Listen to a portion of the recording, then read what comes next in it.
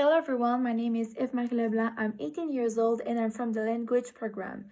Today I want to tell you differences between the standard Canadian English and the British English.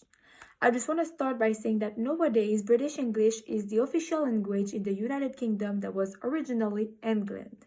And the main countries that are speaking British English today are the United Kingdom, like I've just said, Scotland, Wales, and the island of Ireland.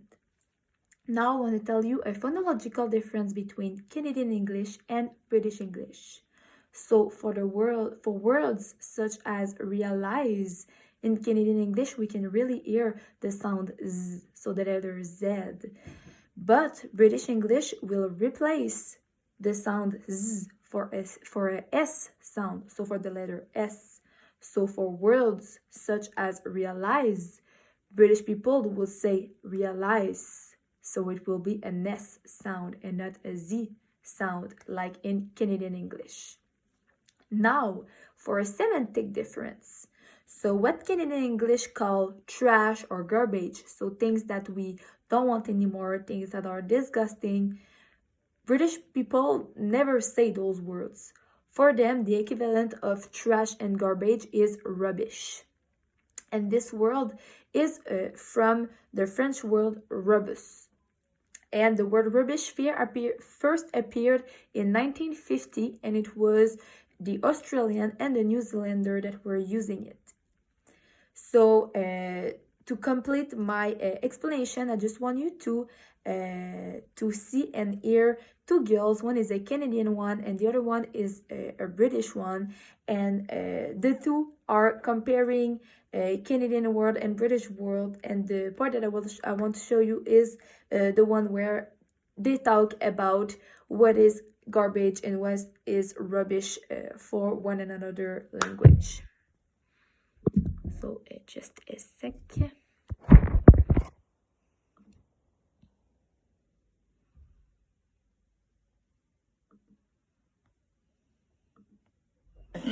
And also you'd kind of know the difference because of context. Yes. Right. Yeah. Rubbish.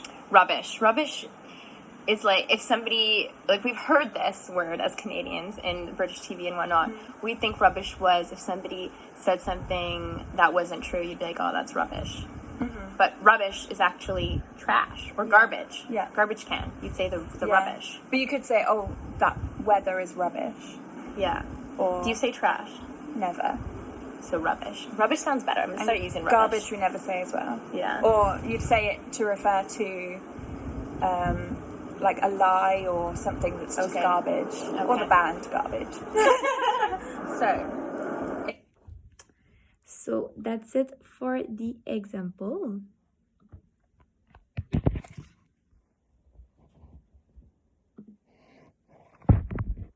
Perfect. So like you could have seen and heard, for the exact same thing they want to talk about, they have absolute two different words for it. Now, a morphological difference between Canadian English and British English. Canadian English conjugate the simple past tense with ed. So with a verb that is in the simple past tense, they will add ed at the end. But British people don't do that. For the simple past tense, British people will add a t at the end and not ed. So for example, the verb burn, Canadian English people would say the fire burned with ed at the end, but British people would say the fire burnt with a t at the end. So that is the difference. Finally, I will tell you one syntactical difference between the two languages. So Canadian English often use the simple past tense when they want to talk about things that are in the past, things that are done. But British English people will use the present perfect tense for those things. So when they want to talk about things in the past. So it's completely two different tense of verb. For example, Canadian people would say I already ate, but British people would say I have already eaten. Finally, in conclusion, I just want to tell you the history behind the British English language, because while I was doing my research, I found that the information was really interesting, and I hope that you will find it interesting too. So historians are saying that England has been populated around the 5th century when humans migrated from the North Sea. English was brought to England from the Germanic tribes that just arrived there too. The accent used by English people at the time was called the Ruthic accent, and toward the 1770s, during the American Revolution, English people from the UK really wanted to distinguish themselves.